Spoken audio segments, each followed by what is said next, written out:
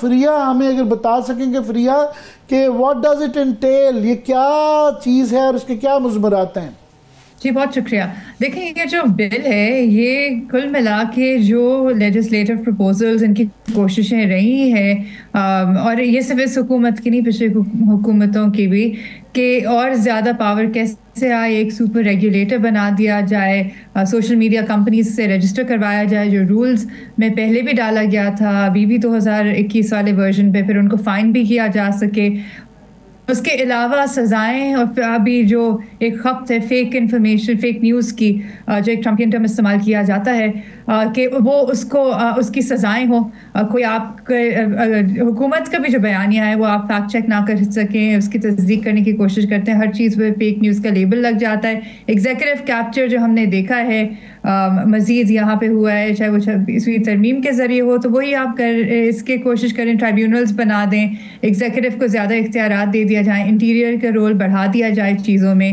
اور یہی چیزیں ہم دیکھ رہے ہیں کہ یہ پہلے بھی لیجسلیٹو پروپوزلز تھے، اور جو یہ کرتے آ رہے ہیں اور جو چیزیں کورٹ میں چیک ہوئی ہیں وہ بیسکلی ان میں ترمیم کر رہے ہیں کہ ان کو لیجٹمائز کر دیا جائے تاکہ وہ سوال اب اٹھ نہ سکیں. مثال کے طور پہ یہ جو سیکشن 20 کا استعمال کا کہتے تھے کہ ایک کوئی کارپوریٹ باڈی یا یہ پبلک انسٹیٹیوشن نہیں کر سکتی، اس کو انہوں نے لینگویج میں ڈال دیا پبلک انسٹیٹیوشنز آفیشلز کو آپ کہہ رہے ہیں کہ اب ان کو پروٹیکشن ملنی چاہیے وغیرہ وغیرہ. تو بہت ساری ایسی شکیں وہ ڈالی گئی ہیں جو چیزیں کر رہے تھے لیکن قانون میں اس کی گنجائش نہیں تھی، تو اس کو اب ایک قانونی لبادہ دے دیا گیا ہے.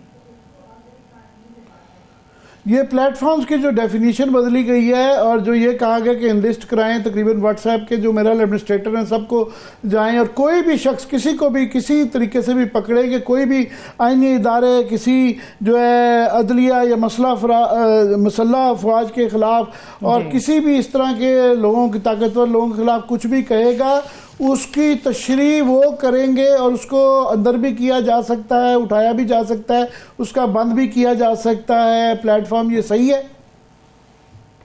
جی دیکھیں انہوں نے جو جس طرح سے ڈیفینیشن بدلی ہے، پھر اس میں یہ بھی کہا کہ انلسٹ کرنا ہے پلیٹ فارمز کو، پھر ظاہر ہے کہ ذمہ داری کن پہ عائد کی ہے کہ ان کس کے خلاف کارروائی ہو سکتی ہے. ایسا نہیں کہ کارروائیاں نہیں ہو رہی تھیں یا فالس انفارمیشن کی بنیاد پہ بھی ایف آئی آرز نہیں کٹ رہی تھی، چاہے وہ صحافیوں کے خلاف ہو یا اور لوگوں کے خلاف ہو.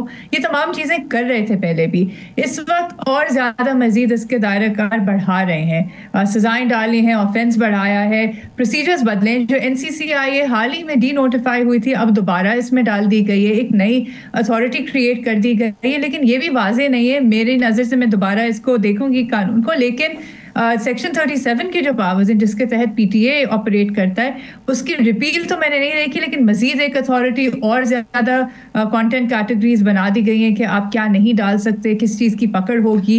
اور وہ جی فریہ میں آپ کی اجازت سے صدیقی صاحب آپ سے پوچھنا چاہوں گا. میں آپ کا پوڈ کاسٹ دیکھا تھا جس میں آپ نے بہت درد کا اظہار کیا تھا کہ یہ انٹرنیٹ کی بندش سے جو لوگوں کے اور نوجوانوں کی خاص طور پہ روزگار کے اوپر لات ماری جا رہی ہے بہت ظلم ہے. کیا کہیں گے اس کو؟ دیکھیے اس رولنگ ایلیٹ کے جو ہے وہ نوجوانوں کے ساتھ تین مسئلے ہیں، کیونکہ جو نوجوان ہیں under the age of 30 they comprise over 65% of the population. تو پہلا مسئلہ ان کا یہ ہے کہ اس رولنگ ایلیٹ کے لیے وہ ووٹ نہیں کرتے.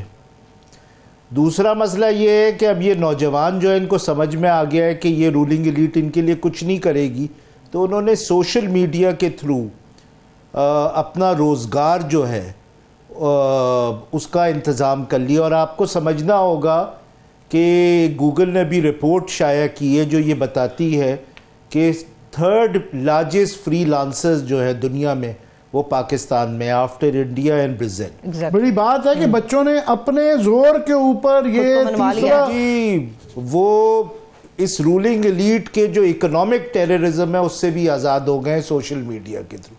جو تیسری جو چیز تھی جو ان کو نوجوانوں سے مسئلہ تھا وہ مسئلہ یہ تھا کہ وہ اب اپنے گورنمنٹ سکولز اور پی ٹی وی کے پروپیگنڈا کے تھرو جو ہے وہ ان کی برین واشنگ نہیں کر سکتے. کیونکہ دیکھیے اب سٹیٹسٹکس یہ ہیں کہ 97% لوگ بہت اربن اور رورل ایریاز میں اپنی نیوز جو ہے وہ سوشل میڈیا کے تھرو حاصل کرتے ہیں، انٹرنیٹ کے تھرو حاصل کرتے ہیں. تو یہ جو کوشش ہے وہ یہ کوشش ہے کہ نوجوانوں کو کنٹرول کیا جائے اور یہ جو 3 چیزیں ہیں اس کو ڈسٹروائے کیا جائے. اب یہ کافی آرگنائز کوشش ہے. This is not simply new wine in old bottle, ٹھیک ہے نا, کیونکہ دیکھیے اس میں اس کا سٹرکچر کیا ہے قانون کا. اس کا سٹرکچر یہ ہے کہ پہلے وہ یہ کرتے ہیں کہ وہ کہتے ہیں دیکھیے جو ہمارے ساتھ رجسٹرڈ نہیں ہے وہ اللیگل ہے. بالکل ٹھیک ہے, ایک تو بڑی ویگ ڈیفینیشنز ڈال دی ہیں کیا اللیگیلٹی ہے اور کرمنلٹی ہے. یہ ڈال دیا اگر تم ہمارے نہیں یعنی ہمارے ساتھ انلسٹڈ نہیں ہو تو تم وہ قانون کے دائرے کے باہر ہو. پھر یہ ہے کہ آپ یہ کہیں کہ کوئی بھی مسئلہ ہو تو انہوں نے ایک سوشل ایک اتھارٹی بنا دی. اچھا متین صاحب اس کا نام بڑا انٹرسٹنگ ہے, social media protection and regulatory authority. او بھائی سوشل میڈیا کے ساتھ اگر کوئی چیز اٹیچڈ ہے تو وہ ہے فریڈم. اب اس سے آپ کو پتہ چلتا ہے اس نام سے کہ وہ سوشل میڈیا کو کمپلیٹلی اس کا پرپس سبورٹ کرنے کی کوشش کر رہے ہیں. تو اٹس لائک بگ بردر. ٹھیک ہے, جو دوسرا کام انہوں نے کیا جو آپ نے بالکل صحیح کہا کہ انہوں نے کہا بھائی کوئی بھی مسئلہ ہو تو پھر بھی ہم ہیں, اپنا کمیشن اپنی عدالت. اچھے زمانوں میں ہم کہتے تھے کہ یہ ٹھہرے گا نہیں, اس کو اٹھا کے باہر پھینکیں گی عدالتیں. تو یہ ایگزیکٹو کنٹرولڈ عدلیہ اس کا کچھ کاگنیسنس لے گی. میرے خیال میں فریہ جیسے لوگ اس کو ضرور چیلنج کریں گے. She is been a leading litigator challenging these things. اور میرے خیال میں یہ جو عدالتیں ہیں اور حکومت یہ کانسٹیٹیوشنل بینچز کو بھی بہت انڈر ریٹ کر رہی ہے کہ یہ کچھ نہیں کریں گے. اور مجھے یہ چیلنجز نظر آتے ہیں, بے شک وہ کانسٹیٹیوشنل بینچ کے سامنے بھی جائیں, اینڈ مجھے نہیں نظر آتا کہ یہ فریہ لاسٹ 30 سیکنڈز. جی دیکھیں انفارچونیٹلی لاسٹ 30 سیکنڈز سم اپ.